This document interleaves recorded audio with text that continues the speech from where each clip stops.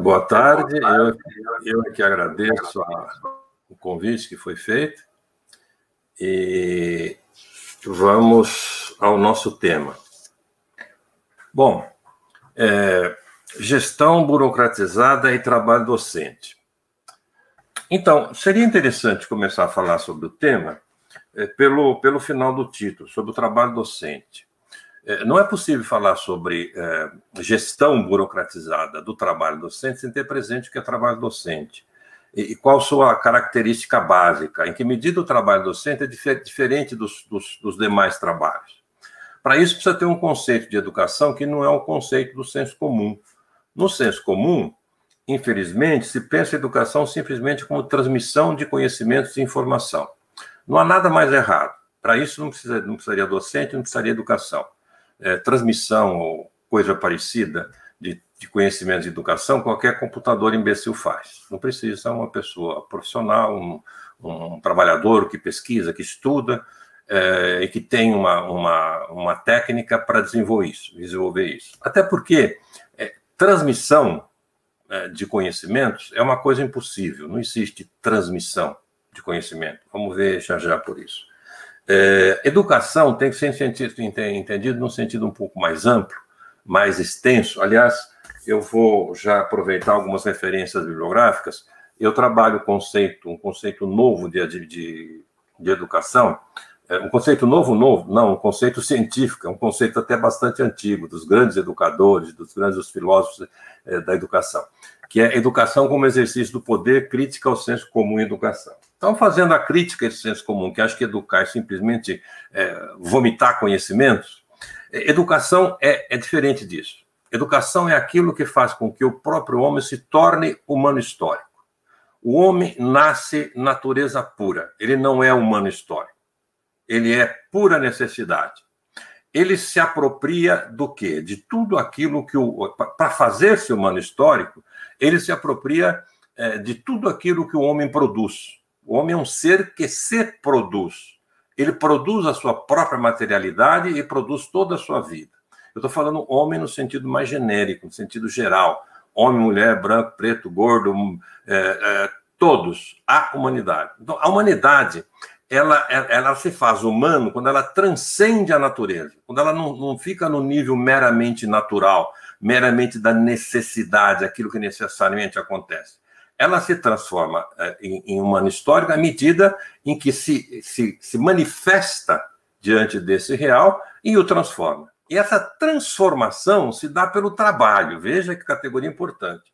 O trabalho é resultado, é consequência de um valor. O ser humano manifesta-se diante do real, fala isto é bom, isto não é bom.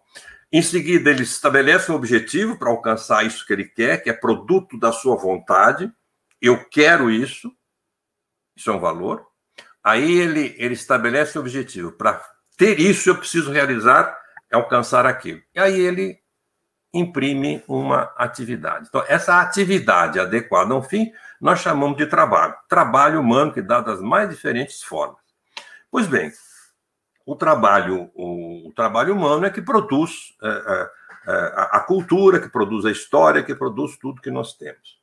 Esse trabalho, ele não é produzido, a produção da nossa própria existência não é sempre diretamente, né? O que eu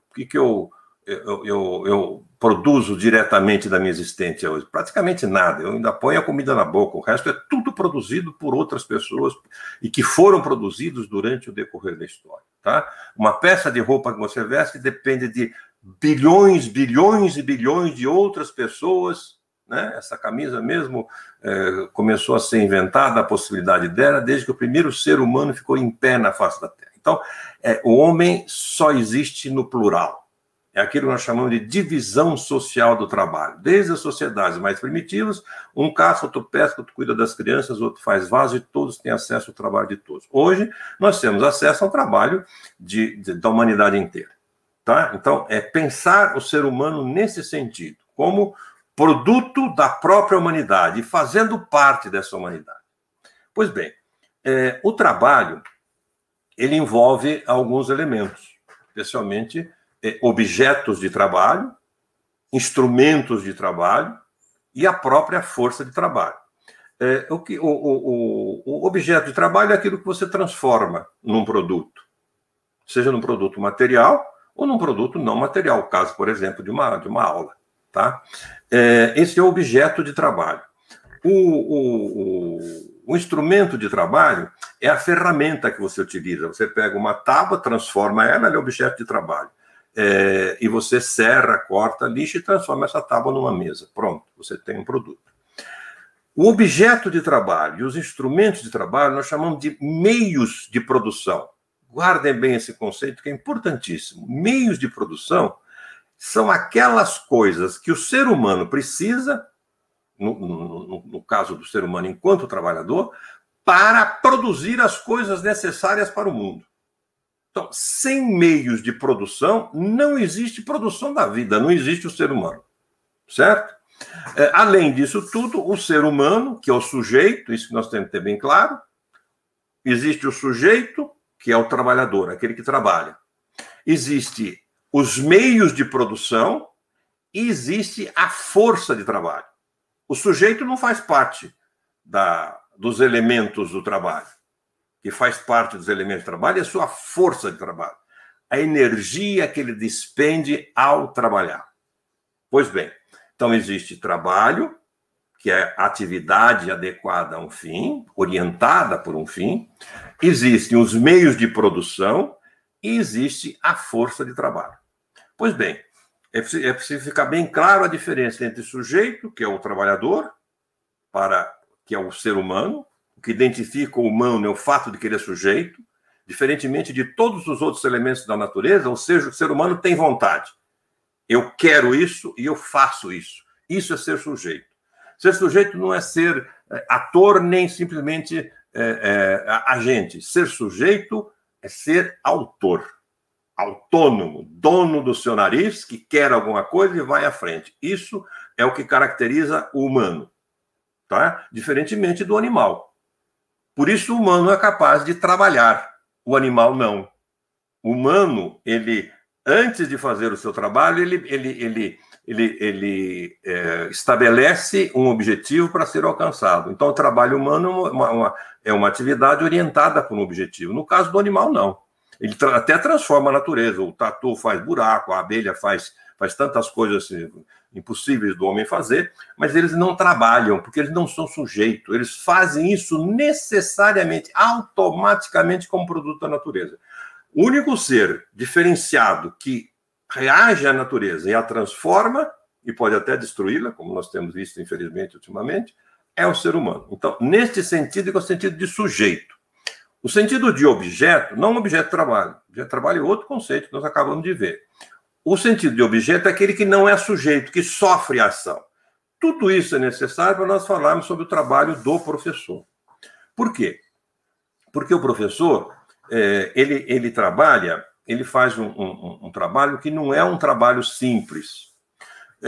Na produção material, de um modo geral, você tem um trabalhador que vai e tem o seu objeto de trabalho como objeto. Veja, objeto é aquele que sofre a ação de um sujeito. Certo? Eu pego uma xícara e pego essa xícara e destruo essa xícara. Eu sou sujeito, a xícara é objeto. Ou pego a xícara para tomar café. Pronto. É nesse sentido, sujeito e objeto. No caso do objeto de trabalho, é um conceito um pouco mais complexo. Não é necessariamente um objeto. É aquilo que, no processo de trabalho, se transforma no produto. Se ele for simplesmente transformado por outro, ele é mero objeto. Mas não necessariamente ele é transformado pelo outro. Ele pode ser transformado. E aí ele é objeto de trabalho, mas não é mero objeto, ele é sujeito. Nós vamos ver por que é necessário essa distinção. No processo de trabalho, do modo geral, nós só temos objetos. Eu, sujeito, pego tábuas, pego um serrote, uma lixa, tinta e transformo tábuas, caibros ou os sarrafos numa mesa. Tá? É um trabalho estritamente técnico. Como bom trabalhador, eu preciso conhecer o processo de trabalho, eu preciso conhecer o meu objeto de trabalho para não confundir tábua com terra, por exemplo, ou com barro. Né? Eu preciso conhecer o meu objeto de trabalho, eu preciso saber que tipo de madeira é, eu preciso saber a sua resistência para produzir, como marceneiro que sou, produzir uma mesa adequada. Veja, existe aí uma relação apenas técnica. No processo de produção em que nós vivemos, e aí nós temos que complexificar a coisa e ver a forma social que isso se dá, a forma que isso se dá em sociedade, na relação com os seres humanos, é uma forma de dominação. Por quê? Na sociedade que nós vivemos, os meios de produção, veja bem, meios de produção significa meios de vida, condições objetivas de vida. Veja, a importância dos meios de produção, dos objetos e dos instrumentos. Sem acesso a meios de produção, não há produção de vida. Então, os meios de produção são condições objetivas de vida. De tal forma que numa sociedade em que esses meios de produção estão confinados nas mãos de uma minoria, é essa minoria que domina a sociedade inteira e da qual depende a própria vida dessa sociedade. Nós tivemos vários tipos de sociedade desse tipo. Nós tivemos a sociedade escravista, a sociedade feudal. Hoje, a sociedade que nós vivemos é a sociedade capitalista.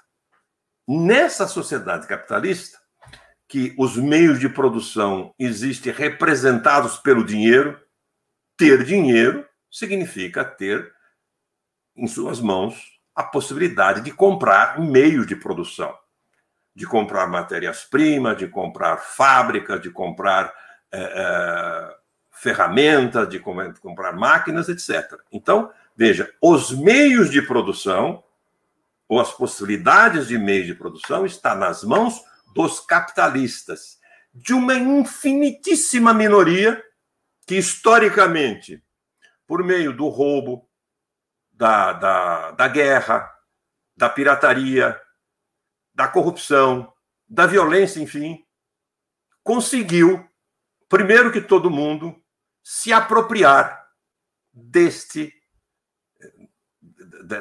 propriedade. Então, eles têm a propriedade privada, propriedade deles só, não é público, não é de todo mundo, é propriedade só deles. Tá? Só entre parênteses, pessoas ainda tem gente que acredita que o grande proprietário ganhou isso porque ele se esforçou, trabalhou. Não, o grande proprietário não trabalha, nunca trabalhou. Ele simplesmente administra a exploração que ele faz por conta dessa sua condição objetiva de ser dono da vida de todo mundo. Como ele é dono da vida de todo mundo, ele faz como quiser e faz com que os outros trabalhem. É por isso que numa sociedade capitalista todo mundo trabalha menos o capital. O capital vive em festa, vive em corrupções e assim por diante. Tá? Sempre. Bom, então veja, nessa sociedade, o trabalho padrão é um trabalho em que existe o trabalhador que recebe um pequeno salário, ou mesmo que seja um grande salário, que paga o quê? Paga a sua força de trabalho, que é a energia que ele despende, mas não paga o seu trabalho. E durante o dia de trabalho, ele produz valores, riquezas, de um tamanho que dá para repor a sua força de trabalho, pela qual ele é pago, mas ele produz muito mais valor. E essa enorme quantidade de valor a mais, que nós chamamos de mais-valia, é apropriado por aqueles que são donos da vida, por aqueles que são proprietários dos meios de produção, que nós chamamos de capitalistas. Tá? Nada disso vocês têm que acreditar, mas tudo isso eu garanto para vocês que é pura ciência.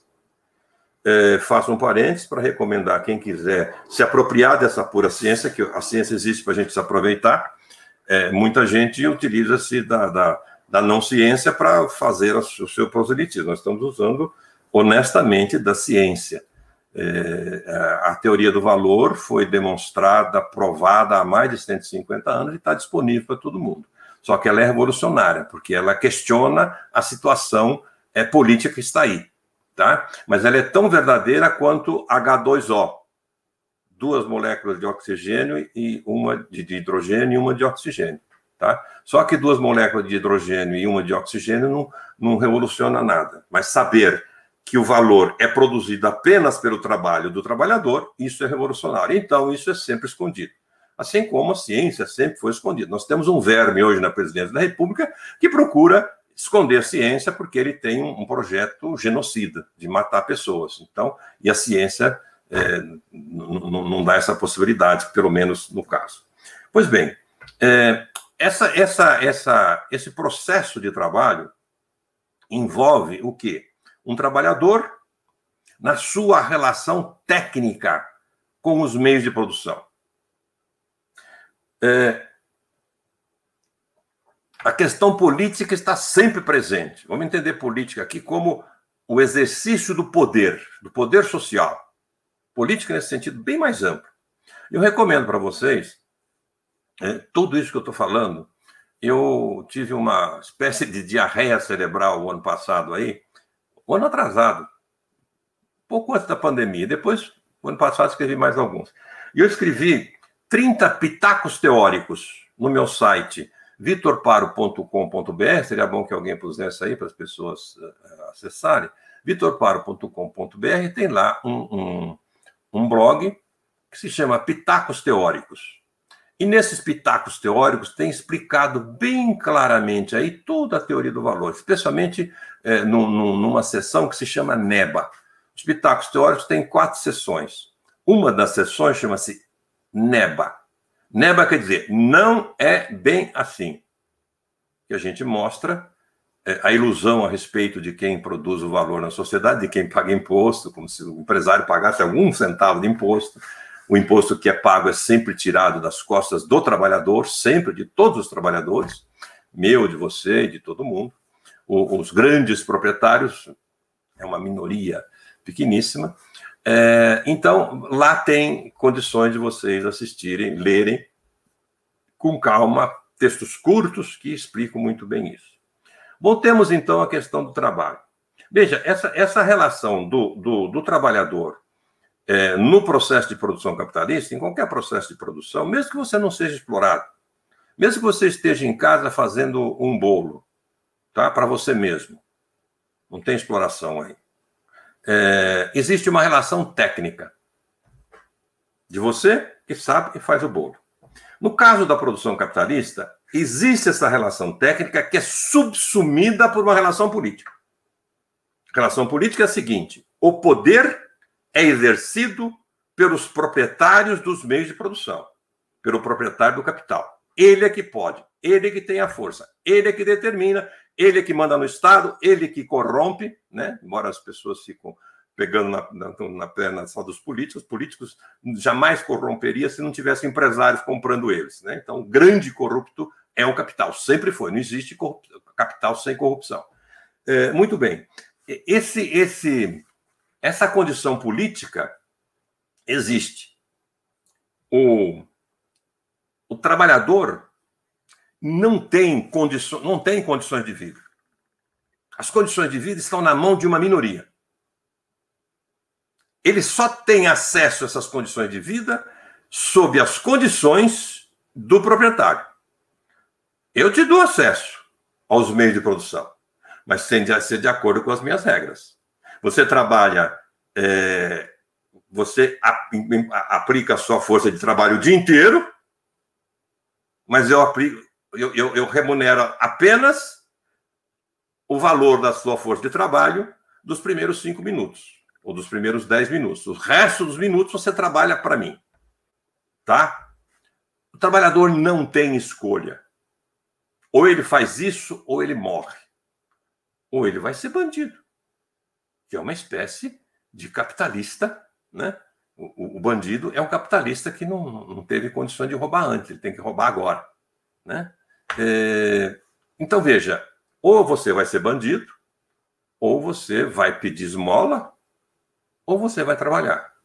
A imensa maioria, felizmente, vai trabalhar. Felizmente, para o capital. Então, veja, está subsumido o político. Mas veja, político é isso. Poder sobre o outro. Poder sobre o outro, poder sobre o outro, não. Poder social. É levar o outro a agir de acordo com a sua vontade. Você age de acordo com o capital. Só que essa coisa política é completamente esfumaçada. Na sociedade ninguém sabe disso. Você já é dominado pela própria Constituição. Aliás, pelas próprias Declaração Universal dos Direitos do Homem, que sacramenta a propriedade privada dos meios de produção. Não é qualquer privada, não é qualquer propriedade. Tá? A gente não é contra a propriedade privada, não. A gente é contra a propriedade das condições objetivas de vida, que é como se dá o capitalismo. Pois bem, só que na hora de trabalhar, você não precisa de uma relação política com o seu objeto de trabalho. Você não precisa dizer para Tábua, ô Tábua, vamos entrar num acordo aí? Você concorda em ser serrada, cortada, lixada? Não tem sentido. Então, não existe relação política no processo de trabalho. Pois bem, e o professor? O professor lida com educação. Então, vamos voltar lá ao conceito de educação. Educação é a apropriação de tudo aquilo que o homem na história produz. Educação não é simplesmente... O homem na história produz conhecimentos, informações, valores, filosofia, ciência, arte, tecnologia. Tudo isso que o homem produz, nós chamamos de cultura. É isso que cumpre apropriar-se. A cultura inteira. Tá? Essa cultura, ela não é transmitida pelo sangue hereditariamente. Cada novo ser humano se apropria de toda a herança cultural que for possível, mas não pelo sangue, pelo nascimento. Quando você nasce, você é uma anta. Não sabe nada, completamente zero, natureza pura. Você passa a ser humano histórico à medida em que vai se apropriando da cultura, de conhecimentos, de valores, de ciência, de tecnologia, de posturas, de habilidades, etc, etc, etc. Pois bem, agora, por que você se apropria disso? O que acontece enquanto você se apropria? Você se transforma em humano histórico. É a forma de você fazer-se sujeito. O que caracteriza o ser humano é exatamente o fato dele ser sujeito. Então, a razão de ser da educação é a produção do humano histórico. Tá? Educação não devia ter como objetivo isso que o Estado tem, tradicionalmente, inclusive, não é só com a ameba que está aí na presidência da República e com a desgraça que nós estamos vivendo hoje, não é simplesmente ficar preenchendo esses... Não é habilidade para ficar preenchendo os testes imbecis, com perdão do pleonasmo. Tá? Educação é muito mais do que isso. Educação é fazer-se sujeito, apropriar-se da cultura, reconhecer o outro, ter universalidade nos propósitos, querer uma sociedade melhor, com felicidade para todos e não só para si. Percebe? Isto é um objetivo educativo. Esse objetivo é, portanto, a produção de um sujeito. Veja só, eu estou sendo bastante sintético, bastante rápido por causa do nosso tempo, mas eu convido vocês a entrar em contato com toda a minha literatura, meus livros, os meus pitacos aí, que vocês vão entender melhor. Veja, se a educação tem como fim o humano, aquele que aprende necessariamente tem que ser desta mesma natureza. Vamos facilitar. o processo de produção pedagógico é um processo de trabalho. Assim como produzir uma mesa é um processo de trabalho, que tem uma atividade adequada a um fim. Você tem um fim, que é a produção da mesa, mas tudo que você faz, toda a sua atividade tem que estar orientada por aquele fim. Mesma coisa uma educação. Você tem um fim, produzir um humano histórico, não é produzir um imbecil que fica fazendo testezinhos do SAEB, dos IDEB, dessas porcarias todas aí que o Estado usa para enganar a população, dizer que está cuidando de educação, mas não está cuidando de nada, ele está simplesmente fingindo que cuida, com os PIS aí, toda essa bobagem, isso é mundial. É para isso que existe educação. Então, veja, se é uma atividade adequada a um fim, e se o fim é a produção do humano histórico, e se isso é um processo de trabalho, nós temos, nesse processo de trabalho, um objeto de trabalho. Todo trabalho tem um objeto de trabalho. Tem alguma coisa que se transforma no produto. A tábua se transforma em mesa. No caso do produto, do processo educacional, quem é o objeto de trabalho? Aquele que se transforma no processo. Quem é que se transforma no processo para dar como resultado o produto? Precisamente o educando, o aluno, no caso da escola. Então, o educando é um objeto de trabalho, mas não é um simples objeto. Ele é um sujeito. Ele não é transformado. Porque se ele for transformado, você o faz objeto e aí você nega o fim que você tem em mente. Se você tem em mente um fim que é produzir um sujeito, como é que você vai fazer um sujeito a partir de um objeto? Não, você tem que ter presente que a ação desse objeto de trabalho, chamado educando, é uma ação com vontade, é uma ação ética, é uma ação de sujeito.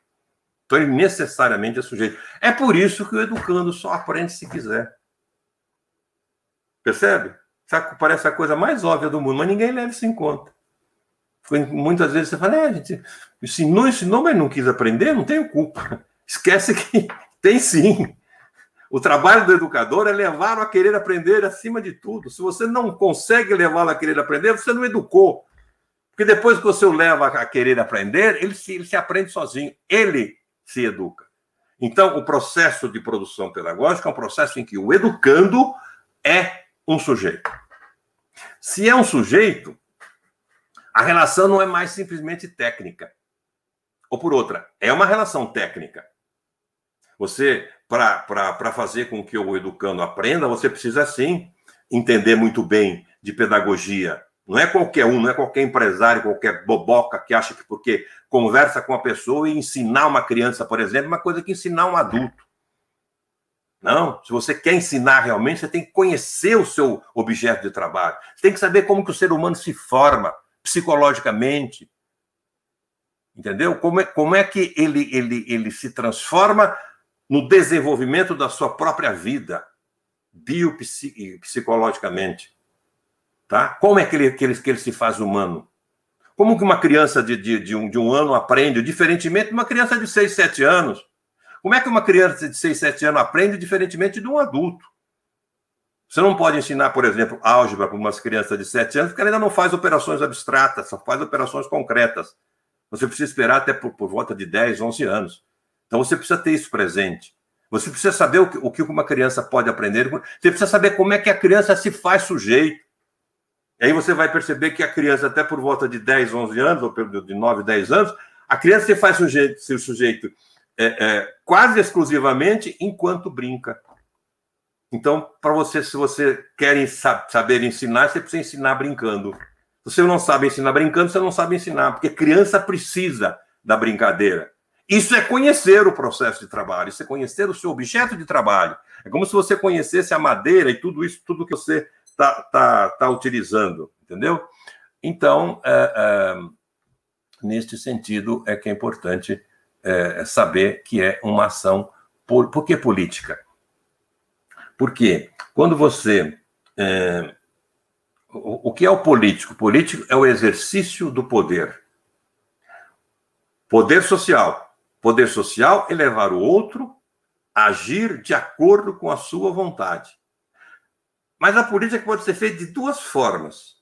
Você pode levar o outro a agir de acordo com a sua vontade, impondo, quando você escraviza e quando você leva a pessoa a ter que trabalhar porque ela não tem outro jeito, ou você faz com que a pessoa haja de acordo com a sua vontade, dialogando com ela, fazendo com que ela seja cúmplice de você. Essa é a forma democrática.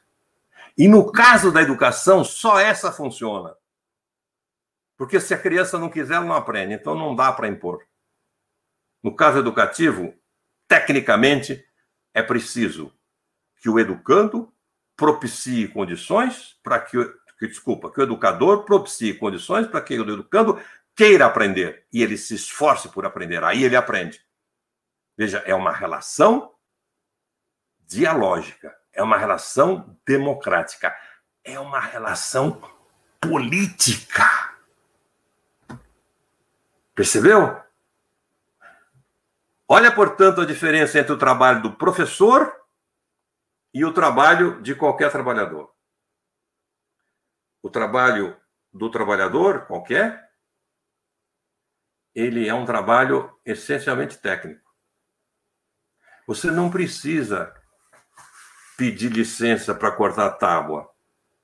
Você não precisa da concordância dela. Você não precisa estabelecer uma relação política com o seu objeto de trabalho. No caso do educando, não. Ele só aprende se quiser. Para querer, você tem que ter uma relação política. Em outras palavras, você não pode ter um trabalho forçado. O trabalho capitalista é um trabalho forçado.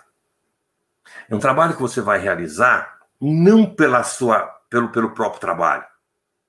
É um trabalho que você vai realizar para conseguir o teu salário, que é um prêmio de consolação. Por isso ele é forçado. O trabalho educativo não pode ser assim. É como se você fizesse um bolo em casa para você mesmo comer, ou você mesmo comer, ou para dar para os seus amigos, e utilizasse os meios de produção, a panela, os ovos, a farinha, tudo da sua propriedade, e não há exploração, não há imposição. A razão de ser do seu trabalho, da sua ação, é o próprio bolo que você quer. Percebe? Não é forçado. Esse mesmo bolo que você está fazendo, pense ele agora sendo produzido dentro de uma fábrica de bolo em que você recebe um salário. Mesmíssima relação técnica. Mas agora é uma outra relação social. A razão pela qual você produz o bolo dentro de uma fábrica de bolos não é o bolo em si. Está pouco ligando quem vai comer o bolo. O que você quer é o seu salário. E é isso que lhe pagam. Então é um trabalho forçado. Você queria ter salário, como você não tem o salário, você, para receber o salário, como resgate disso, você tem que trabalhar e fazer o bolo. Percebe? É um trabalho forçado. O trabalho do professor pode ser forçado? É possível passar conhecimentos, valores de democracia, valores de entendimento humano, compreensão da história, compreensão da política, compreensão da nossa vida, sem sectarismos, se você não faz aquilo sentindo vontade de fazer. Em outras palavras, o educando só aprende se quiser e o professor só ensina se tiver isso como valor, senão ele não passa se querer aprender. Então, veja, o trabalho do professor, em sua técnica, ele já é político. Pronto. Agora, nós sabemos que o professor tem um modo de trabalhar completamente diferente dos demais. Vamos, então, aí a gente já foi meia hora, né? Vamos aos outros 30 minutos, vamos ver se eu consigo bater o meu recorde, e vamos conversar um pouco sobre a gestão burocratizada.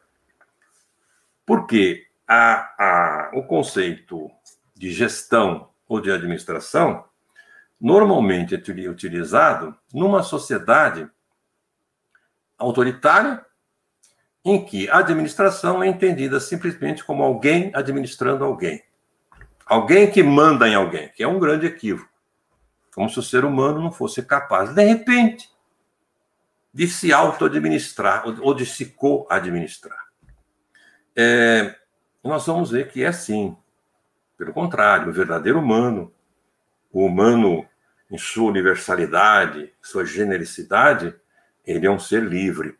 Não é um ser que necessariamente é assim. Necessariamente assim é o domínio da natureza. A gente costuma dizer que o passarinho é livre para voar. Não, isso não é um conceito de liberdade. O passarinho necessariamente voa. Ele não pode optar entre voar e não voar. Livre para voar é o humano.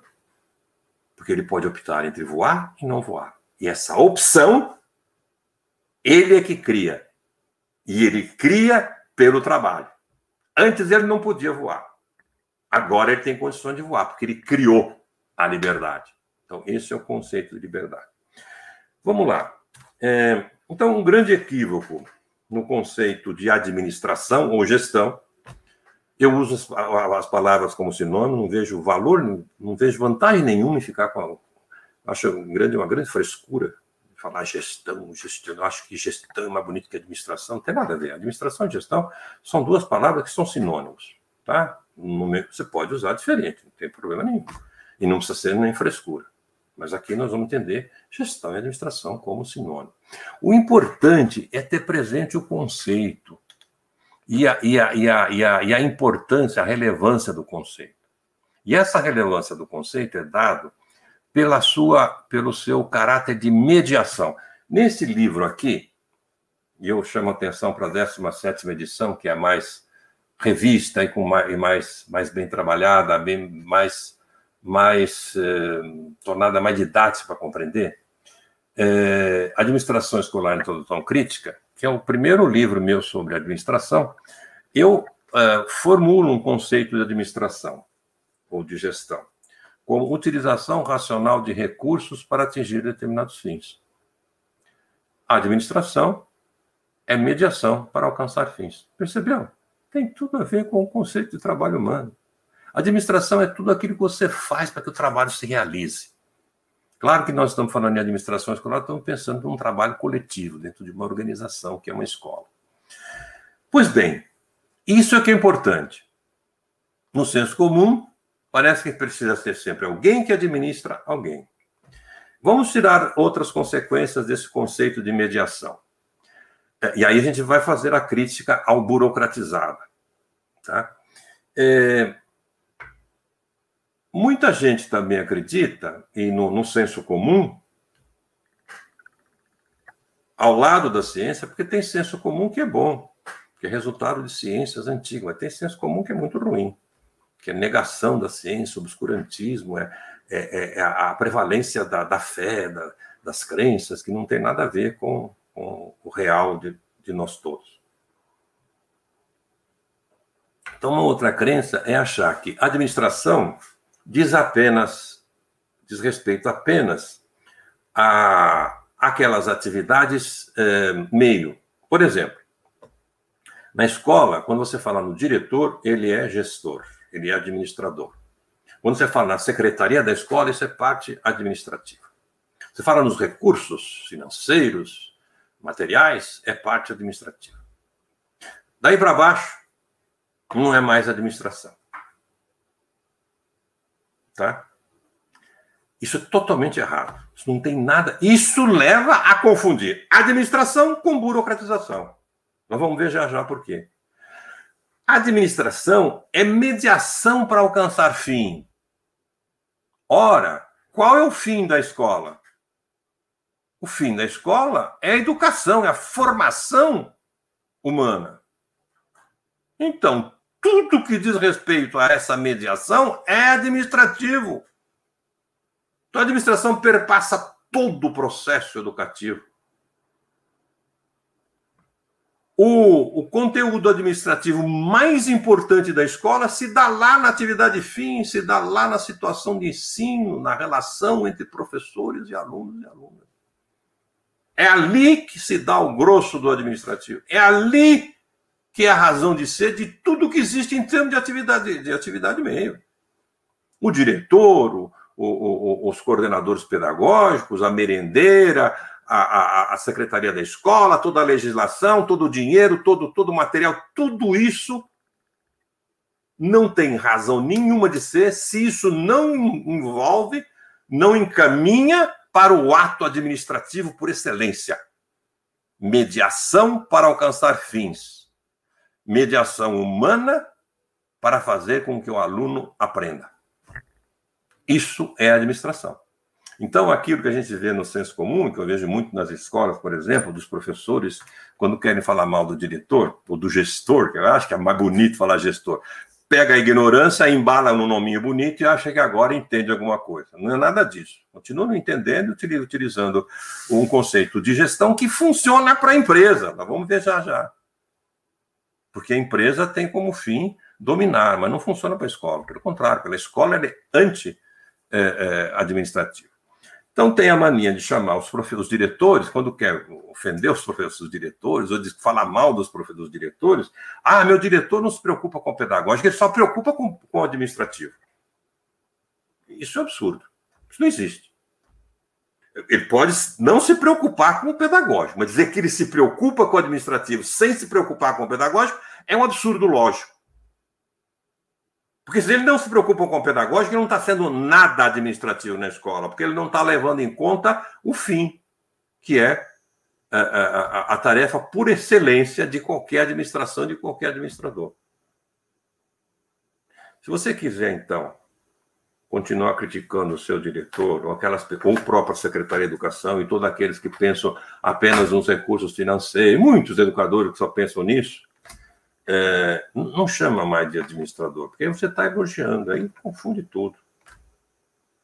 Chama ele de burocrata.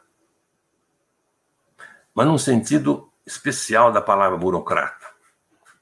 Não é burocrata no sentido weberiano, por exemplo, de uma ação intencional, racional, de organização das empresas. Não. É burocrata no sentido pejorativo.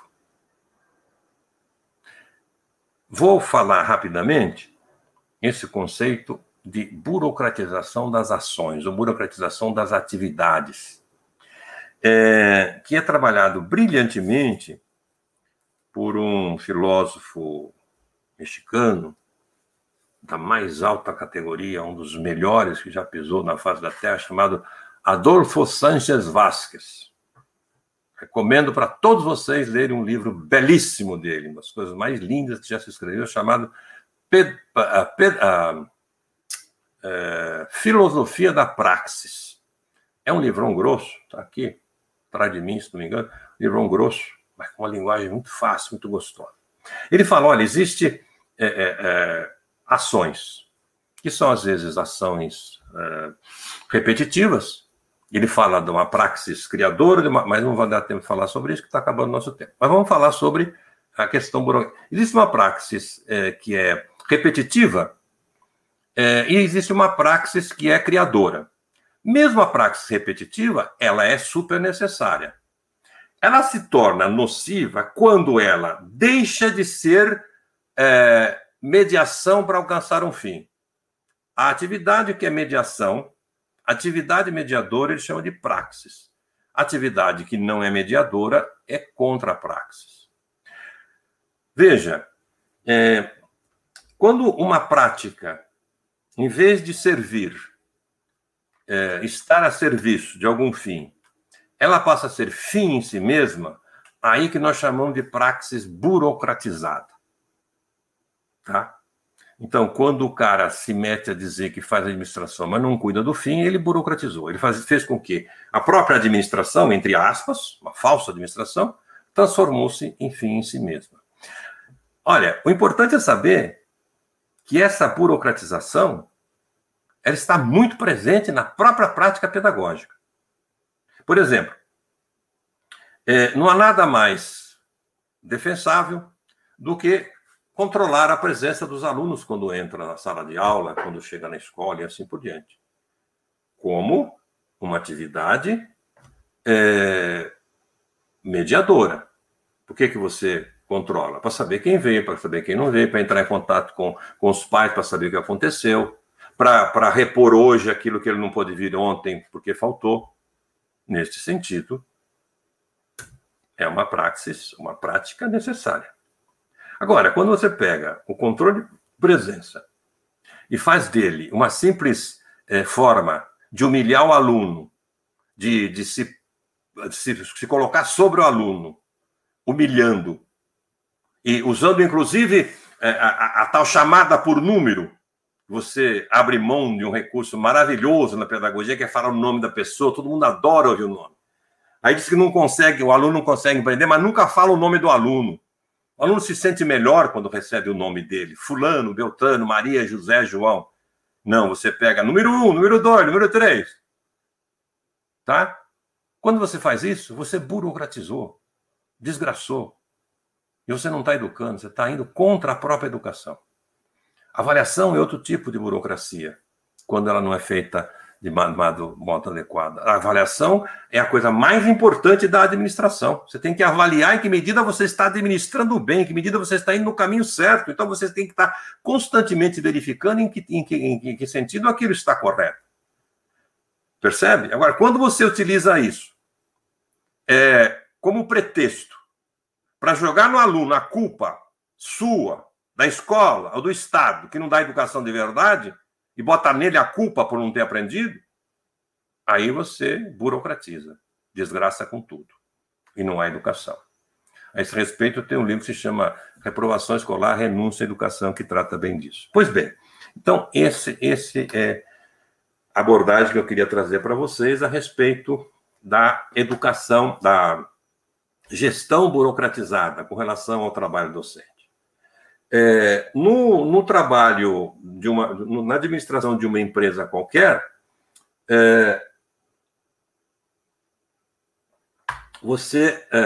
a chamada administração empresarial, e eu acho que eu só tive condições e consegui, felizmente, dar um nó na administração escolar brasileira, como era tratada até então, até 1986, quando eu produzo esse trabalho, Administração Escolar e Introdução Crítica, eu só tive condições de dar um nó porque eu tinha estudado demais a chamada administração empresarial. Eu tinha me empapado daqueles conhecimentos, de todos os teóricos da gestão e administração, desde o Taylor, o Fayol e toda essa gente. E tinha me apropriado disso. Apropriado tanto a ponto de ficar com o saco cheio. Uma coisa chata que não leva a nada. Por quê? Porque você pode sintetizar a administração empresarial no seguinte: controlar o trabalho alheio. Tem um livro belíssimo do Harry Braverman, que se chama Trabalho e Capital Monopolista, que dá esse conceito de gerência. A chamada gerência é controle do trabalho alheio. Porque o trabalho é forçado. O trabalho capitalista tem que ser vigiado. Se você não vigia, o cara encosta o corpo. E ele está certíssimo, está defendendo o seu. Ele está sendo explorado. Na ética do capital, não. Mas rigorosamente ele está. Tá? E o capital não quer que você encoste o corpo. Porque ele quer que você produza mais. Ele quer te explorar cada vez mais. Quanto mais você produz, mais riqueza você produz. Mais centavos, reais, dólares e assim por diante. Para ele dominar o mundo. Pois bem.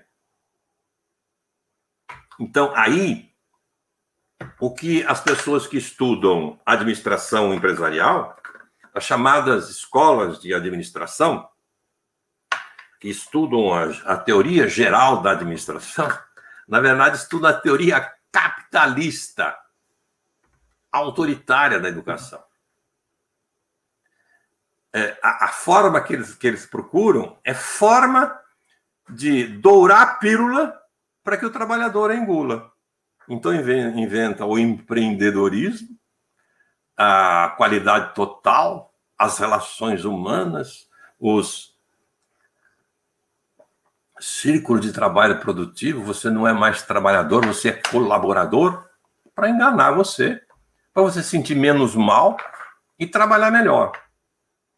Ou controla o trabalho autoritariamente, que não funciona muito bem, ou então você inventa formas falsas, né, de controlar o trabalho veladamente. Controle do trabalho alheio. Na empresa capitalista, isso funciona. Fazer isso é ser um excelente administrador. Veja, não basta ser bom administrador. Você pode ser um bom administrador usando os meios adequados para atingir fins nocivos, anti-humanos, por exemplo, produzindo droga, ou distribuindo cloroquina para matar todo mundo. E você pode, em vez disso, ser bom administrador, ser bastante eficiência, salvando vida nos hospitais, produzindo o humano histórico nas escolas. Então, não basta ser bom administrador. Agora, não esqueça de uma coisa.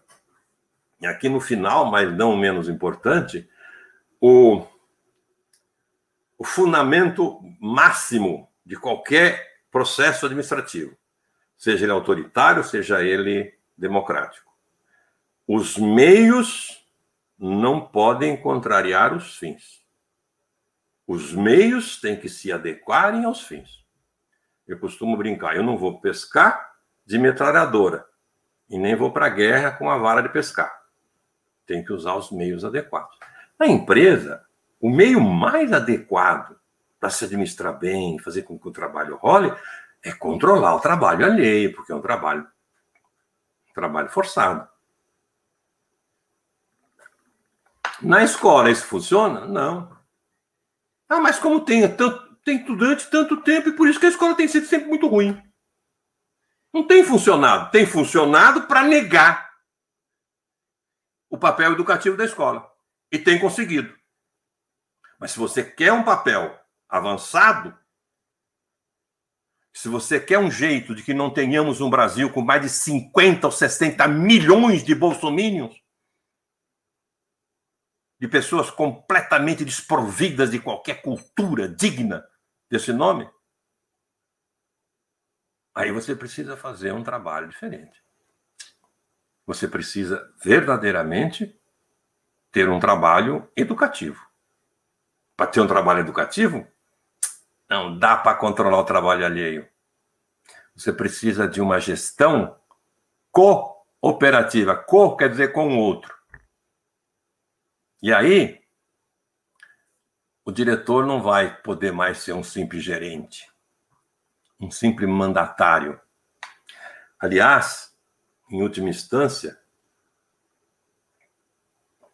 como eu demonstro de uma forma bastante contundente num dos meus últimos livros, estou procurando ele aqui, mas não estou achando, que se chama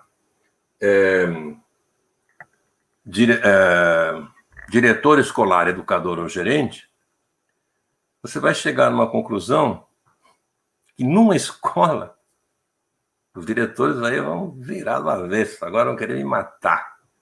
Numa escola, a coisa que menos nós precisamos, se ela for uma escola verdadeira, feita para os filhos dos trabalhadores, feita para os educandos, construindo uma relação que é uma relação horizontal. Nessa escola, o que nós menos precisamos é de um diretor, ou de um diretor único, que acha que é a autoridade suprema e diz que é o responsável último pela escola e não sabe que o Estado usa disso exatamente para que ele seja o culpado primeiro por tudo que acontece de errado lá. Ele fica feliz. Eu sou responsável pela escola, eu sou a autoridade máxima. É nada, você é um pau-mandado do Estado, principalmente se você não é eleito. Principalmente se você é nomeado, ou pior ainda, concursado, que aí o nomeado pelo menos não disfarça a questão política. Você sabe que é político, que é um político sem vergonha às vezes, mas é político. O concursado não, continua sendo político, que é os donos do poder que fazem, mas parece que é técnico. Que você está lá porque você entende de administração. Ser bom diretor é entender de educação. Então era melhor que nós tivéssemos uma boa comissão diretiva, um colegiado diretivo formado por educadores. O que mais precisa para ser bom educador é alguém que se relacione pedagogicamente, educativamente com os educadores. Aí todos trabalham. As melhores escolas que eu alcance, que eu consegui, eu tenho pelo menos duas pesquisas minhas de duas escolas, uma sobre a participação dos pais, a outra sobre a reprovação escolar, duas escolas excelentes, em que a primeira coisa que o diretor fez, num caso uma diretora, no outro caso o diretor, foi abrir mão da sua condição de diretor e fazer uma direção colegiada. Tá? Então, é nesse sentido, para não se burocratizar, não ficar seguindo aquelas regrinhas simplesmente pelas regras, os meios simplesmente transformando-se em fins. Tá? Eu acho que, por enquanto, é isso. Eu consegui brilhantemente, né, altaneiramente, não chegar a 1 hora, temos aí acho que 50 e poucos minutos, e agora eu fico à disposição para as perguntas e as críticas. Por favor, façam críticas, façam as questões das mais diferentes formas. Eu estou inteiramente à vontade para responder ou não. Se eu não souber responder, eu não respondo. Mas não tome nada do que eu falei como sagrado. Nada. Não é sagrado, é ciência. Eu respeito o sagrado. O sagrado não é apenas o religioso. Aliás, o sagrado mais bonito é o não religioso. Mas a ciência não é sagrada. A ciência é o domínio da transparência, da clareza. É assim porque tem modos de provar, tal. E os modos de provar são públicos, são universais. Todos têm acesso. Você não precisa acreditar em nenhum Deus, em nenhum profeta, em nenhum pastor desgraçado que existe por aí. É isso, gente. Muito obrigado. Fico aguardando as questões.